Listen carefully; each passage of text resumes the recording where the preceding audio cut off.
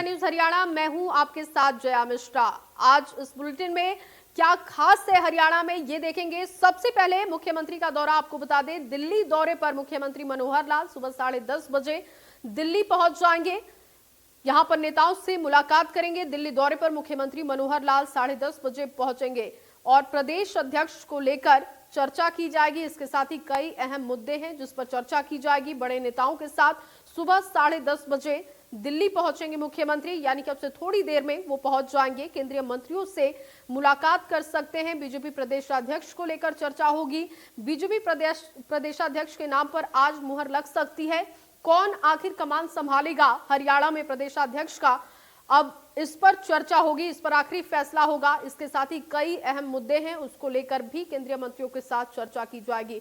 तो आज मुख्य रूप से हरियाणा का जो बड़ा कार्यक्रम है, मुख्यमंत्री का दौरा है, दिल्ली दौरा उनका 10:30 बजे पहुंचने का कार्यक्रम बताया जा रहा है। इसके बाद खबर यह है कि सबसे पहले प्रदेशाध्यक्ष को लेकर चर्चा होगी। बड़े केंद्रीय नेताओं के साथ इस पर चर्चा की जाएगी और इसके साथ ही कई ऐसे और मुद्दे हैं जिसको लेकर चर्चा की जाएगी। चाहे हरियाणा में कोरोना की स्थिति को देखते हुए कैसे मेडिकल स्टाफ और जो हेल्थ वर्कर हैं उनकी सुरक्षा को बढ़ाया जाए, कैसे स्वास्थ्य महकमे को और ज्यादा मजबूत किया जाए, क्योंकि आने वाले समय में ये परिस्थितियां और भी गंभीर हो सकती हैं।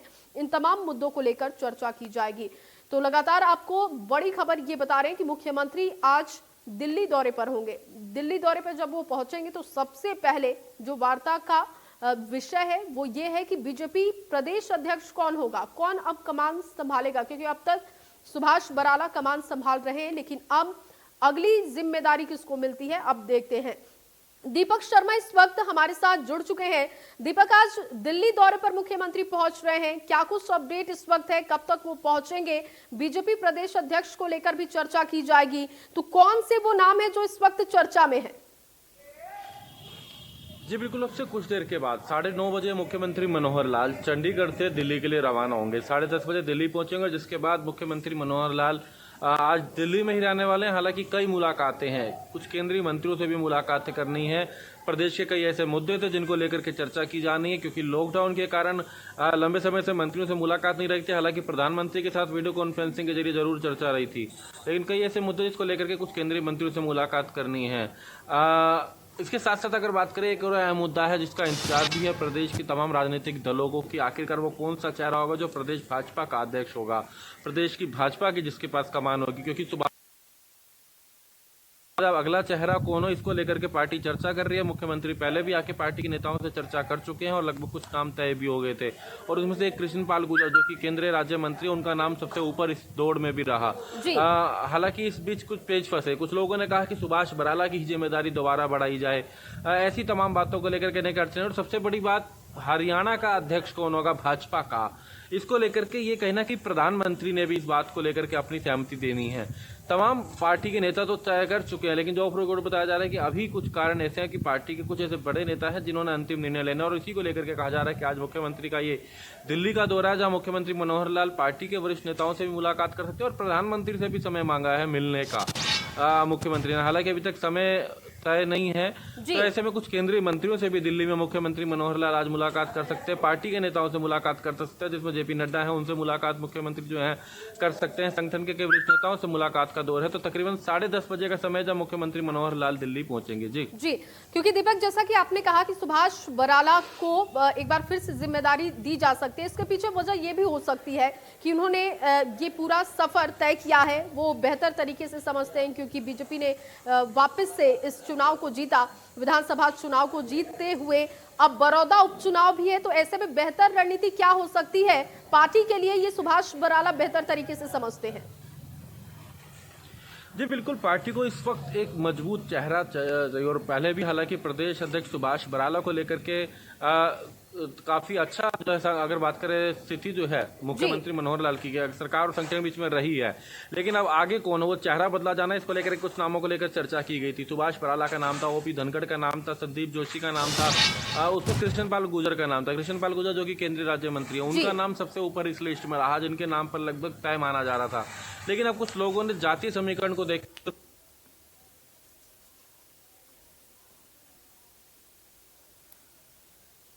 थी यहाँ पर कृष्णपाल गुर्जर का नाम लगभग तय माना जा रहा था। हालांकि अब जिस तरीके की परिस्थितियां हैं, सुभाष बराला के नाम को एक बार फिर से आगे रखने को लेकर के एक स्थिति जो है सामने आ गई है कि आखिरकार अब इनमें से कौन हो, किस तरीके से हो। कृष्णपाल गुर्जर का नाम तय, उसके बाद सुभाष बराला को दोबारा बनाने की जिम्मेदारी इनमें से कौन हो। एक तीसरा नाम और जोड़ा गया था, संदीप जोशी का, जो ब्राह्मण चेहरा है। तो जातीय समीकरण का पेच इस तरह करती है। लेकिन जब आज मुख्यमंत्री मनोहर लाल दिल्ली आए हैं, पार्टी के नेताओं से मुलाकात करेंगे, कई केंद्रीय मंत्री से मुलाकात करेंगे, जाहिर सी बात है हर जगह इस मुद्दे को लेकर के भी चर्चा रहेगी, क्योंकि संसद काफी अहम है और बड़ौदा का उपचुनाव भी है, उसको लेकर के भी चर्चा की जानी है। इसके अलावा एक और मुद्दा जरूर बताना चाहेंगे कि कुछ दिन पहले ही दुष्यंत चौटाला उप मुख्यमंत्री ने ये कहा था कि जुलाई के प्रथम सप्ताह में, क्योंकि जब अनलॉक 2 होगा तो उस दौरान सरकार जो है अपने मंत्रिमंडल में बदलाव, विस्तार भी कर सकती है, उसको लेकर के तैयारी भी है, लगभग पूरी चर्चा है। तो ये जब मुद्दा हो सकता है कि जब वो दिल्ली आएंगे तो कुछ केंद्रीय मंत्रियों से इस मुद्दे पर भी मुलाकात कर सकते हैं। बहुत शुक्रिया दीपक, जुड़ने के लिए, बातचीत करने के लिए। तो दिल्ली दौरे पर मुख्यमंत्री होंगे और 10:30 बजे को पहुंच जाएंगे। अगली खबर की तरफ बढ़ेंगे, जो कि पीटीआई टीचर्स के विरोध प्रदर्शन से जुड़ा हुआ है। पीटीआई टीचर्स के विरोध प्रदर्शन का 25वां दिन आज है। 1983 बर्खास्त पीटीआई टीचर का रोष प्रदर्शन जारी है और 24 दिनों से लगातार नौकरी बहाली की मांग हो रही है। प्रदेश के कई जिलों में विरोध प्रदर्शन और हमारे मसले का राजनीतिकरण किया जा रहा है। अब ये बड़ा आरोप लगाया जा रहा है, क्योंकि कैबिनेट की बैठक में भी ये मसला नहीं उठा, जिसके बाद से ये नाराजगी और ज्यादा बढ़ गई है। 1983 में जो बर्खास्त किए गए थे पीटीआई शिक्षक, उनका ये मसला है। उनका कहना है कि सरकार हमारी बहाली करे, वरना बड़ौदा उपचुनाव में भी इसका खामियाजा भुगतना पड़ सकता है। साथ ही साथ पीटीआई टीचर्स का यह भी कहना है कि राजनीतिकरण करने का काम अब किया जा रहा है और अब कांग्रेस का भी समर्थन मिल रहा है। इस मुद्दे को लेकर कांग्रेस ने पूरी तरीके से सपोर्ट पीटीआई शिक्षकों को दिया है। पीटीआई शिक्षकों ने भी ये बात साफ कर दी है कि अगर आने वाले समय में हमारी मांग सरकार नहीं मानती है, किसी भी तरीके से इस मुद्दे का हल नहीं निकलता है, तो हम अपने धरना प्रदर्शन को एक बड़े स्तर पर ले जाएंगे, एक बड़ा आंदोलन करेंगे। लेकिन इस पूरे मसले में अभी तक कोई सकारात्मक पहलू सरकार की तरफ से नहीं दिख रहा है। ये तस्वीरें आपको दिखा रहे हैं, महिलाएं, पुरुष, हर कोई अपनी हक की लड़ाई लड़ रहा है।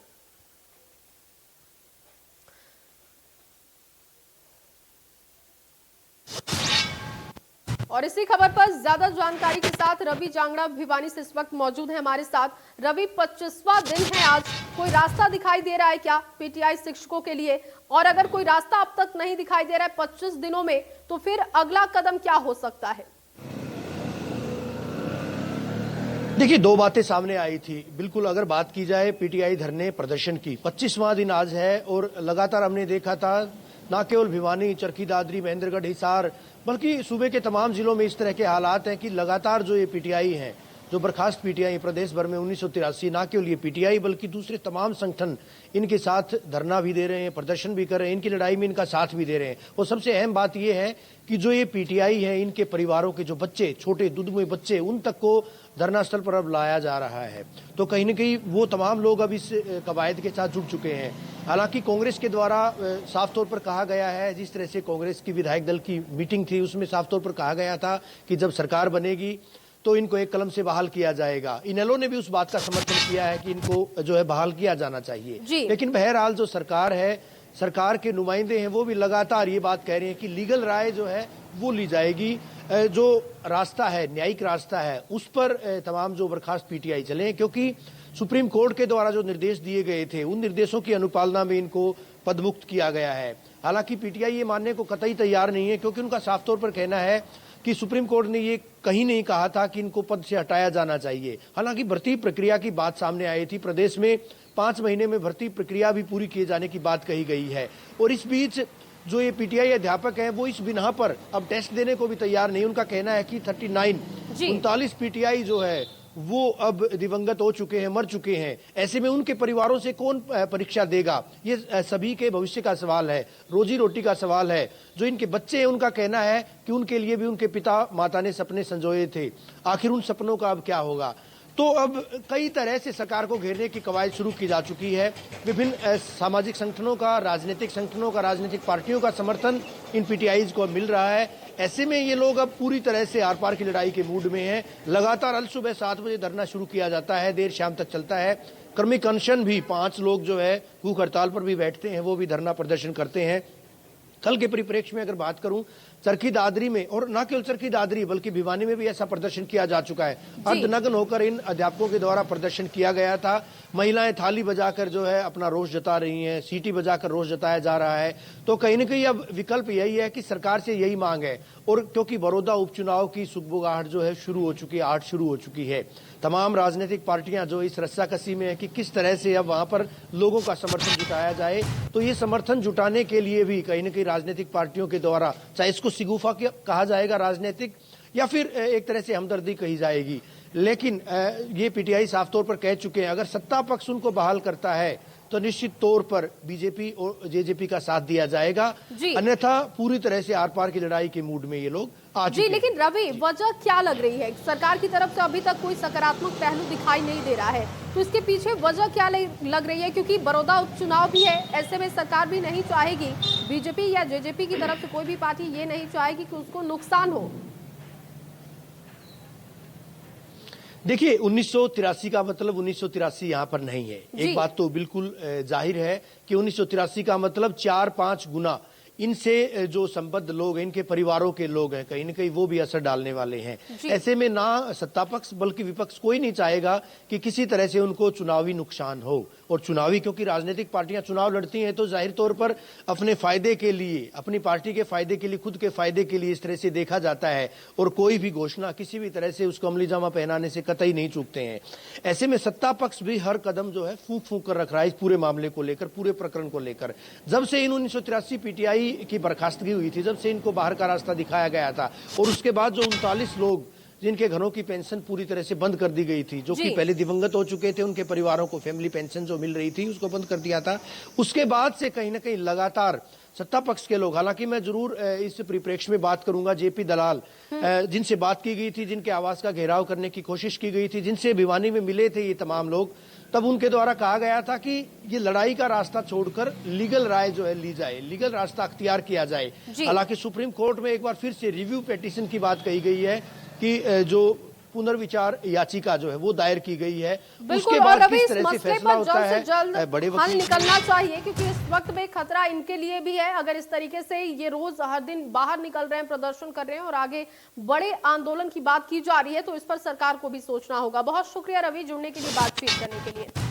बीजेपी प्रदेशाध्यक्ष सुभाष बराला की प्रेस कॉन्फ्रेंस सुबह 11:30 बजे होने वाली है। चंडीगढ़ में प्रेस कॉन्फ्रेंस में बराला कई मुद्दों पर बातचीत करेंगे। प्रेस कॉन्फ्रेंस में दे सकते हैं कई बड़ी जानकारी। 11:30 बजे का समय बताया जा रहा है जब प्रेस कॉन्फ्रेंस की जाएगी, और सुभाष बराला कई मुद्दों की जानकारी जनता के सामने रखेंगे, हरियाणा वासियों के सामने रखेंगे। इस मसले को लेकर भी वो बातचीत करेंगे कि आगे आने वाले समय के लिए, चुनाव के लिए क्या रणनीति है पार्टी की, क्या और काम करना भी बाकी है, क्या विजन है, क्योंकि लगातार एक के बाद एक जेजेपी और बीजेपी का जो कॉमन विजन था उस पर बात की जा रही है। चंडीगढ़ में प्रेस कॉन्फ्रेंस बराला करने वाले हैं। आपको बता दें कि 11:30 बजे का समय बताया जा रहा है जब चंडीगढ़ में प्रेस कॉन्फ्रेंस आयोजित की जाएगी, और इस प्रेस कॉन्फ्रेंस में कई बड़ी जानकारियां सुभाष बराला दे सकते हैं।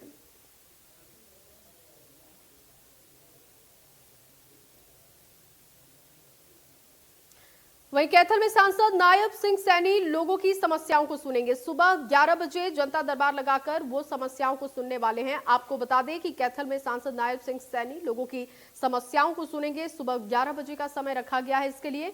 समस्याओं को सुनकर उसका निस्तारण भी करेंगे। सुबह 11 बजे खुला दरबार लगेगा, यानी कि कोई भी पहुंच सकता है वहां पर और अपनी समस्या, अपने जगह की समस्या, अपने इलाके की समस्या को सामने रख सकता है। कैथल में सांसद नायब सिंह सैनी लगातार लोगों की समस्याएं सुनते रहते हैं, और इसी कड़ी में एक बार फिर से खुला दरबार लगने जा रहा है। ये जनता दरबार जनता के लिए है, और इसमें लोग अपनी समस्याओं को सीधे रख सकेंगे सांसद के सामने, और यहां से जल्दी हल निकलता है। इस तरीके से पहले भी जनता दरबार लगाकर लोगों की समस्याएं सुनी गई हैं। बीच में इस जनता दरबार को बाधित किया गया था, लेकिन अब एक बार फिर से समस्याओं को सुनने के लिए खुला जनता दरबार कैथल में लगने जा रहा है। अब आपको बड़ी खबर बता दें, इंडिया ग्लोबल वीक 2020 का उद्घाटन आज है। विश्व को संबोधित करेंगे प्रधानमंत्री नरेंद्र मोदी। वीडियो कॉन्फ्रेंसिंग के जरिए प्रधानमंत्री संबोधित करेंगे। 30 देशों के लगभग 5000 प्रतिनिधि इसमें हिस्सा लेंगे। तो इस वक्त आपको बड़ी खबर बता रहे हैं, वीडियो कॉन्फ्रेंसिंग के माध्यम से प्रधानमंत्री संबोधित करेंगे। और 30 देशों के 5000 से ज्यादा प्रतिनिधि इसमें हिस्सा लेने वाले हैं।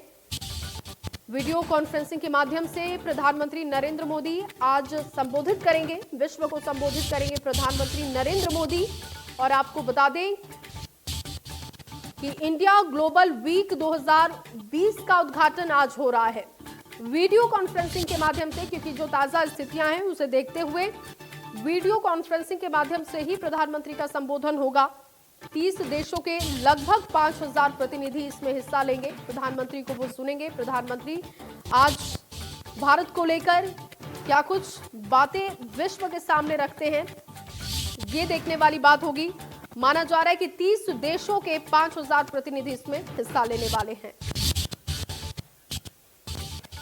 और चलिए इस बीच करनाल से एक बड़ी खबर है, सीधे उसी का रुख करेंगे। करनाल से बड़ी खबर, तहसीलदार पर भी रेप का केस दर्ज किया गया है। करनाल से बड़ी खबर आपको बता रहे हैं, तहसीलदार पर रेप का केस दर्ज किया गया है। प्रताप पब्लिक स्कूल के मालिक पर भी रेप का मामला दर्ज किया गया है। महिला ने लगाया दोनों पर रेप करने का आरोप। तो तहसीलदार पर भी रेप का आरोप है। प्रमोशन सैलरी बढ़ाने के नाम पर रेप करने का आरोप लगा है। झांसा देकर रेप करने का आरोप लगाया गया है महिला की तरफ से। 2 लोगों पर यह आरोप है। इस वक्त केसी आर्या हमारे साथ जुड़ चुके हैं। केसी, क्या ये पूरा मामला है? तो ये मामला जो है, एक महिला है जो प्रताप पब्लिक स्कूल में कर्मचारी है, उसने ये एलिगेशन लगाया है, जिसमें प्रताप पब्लिक स्कूल का जो मालिक है अजय भाटिया, उसके ऊपर और दूसरे जो तहसीलदार हैं करनाल के राज बख्श, उनके दोनों के ऊपर ये आरोप लगाया है कि उन्होंने सैलरी बढ़ाने और प्रमोशन देने के नाम पर जो है ना उससे दुष्कर्म किया। जिसके बाद उस मामला 2018 का बताया जा रहा है, परंतु अब शिकायत जो है मामला दर्ज कर लिया गया है। वहीं पुलिस पूरे मामले की जांच कर रही है और ये मामला सरकार जो करनाल का है, नामी ग्रामी स्कूल है करनाल के, जो 4-5 स्कूल का मालिक है ये अजय भाटिया, जिनके खिलाफ ये मामला दर्ज हुआ है। वहीं तहसीलदार है करनाल में मौजूदा, उनके खिलाफ भी ये मामला दर्ज किया गया है, जिसमें जान से मारने की धमकी है। 376D के तहत जो है मामला दर्ज हुआ है। पुलिस पूरे मामले की जांच कर रही है कि इस मामले में असली सच्चाई क्या है। जी, महिला तो कैसे की क्या अब तक गिरफ्तारी हो पाई है? जिन 2 लोगों का नाम इसमें सामने आ रहा है, उनके बारे में अब तक पुलिस के पास कोई जानकारी है? देखिए, मैं आपको बता दूं, इसमें जो है स्कूल की डायरेक्टर को भी सम्मिलित किया गया है। महिला ने उसके ऊपर भी आरोप लगाया था कि वो उसने भी कहीं ना कहीं साजिश रची है। पूरे मामले को जो हाई फाई करनाल का बहुत नामी ग्रामी उनका मामला है, जिसके बाद जो है पुलिस इस पूरे मामले की जांच करने में जुटी है, क्योंकि पहले तहकीकात की जाएगी कि असलियत मामला क्या है, महिला के जो आरोप हैं सच्चाई कितनी है, उसके बाद ही जो है गिरफ्तारी तक पुलिस पहुंचेगी। उससे पहले पूरी तहकीकात करेगी, क्योंकि मामला बड़ा अफसर से जुड़ा हुआ है, एक बिजनेसमैन स्कूल मालिकों से जुड़ा हुआ है, जिसके बाद जो है जांच के बाद ही उन तक जो है पुलिस गिरफ्तारी के लिए जाएगी। फिलहाल जांच का आश्वासन दिया जा रहा है कि पुलिस एसपी सुरेंद्र सिंह बोरिया से बात हुई, उन्होंने कहा कि पहले पूरे मामले की जांच करेंगे, अगर महिला के शिकायत में सच्चाई होगी तब जाकर जो है गिरफ्तारी भी की जाएगी। चलिए, बहुत शुक्रिया जुड़ने के लिए, बातचीत करने के लिए।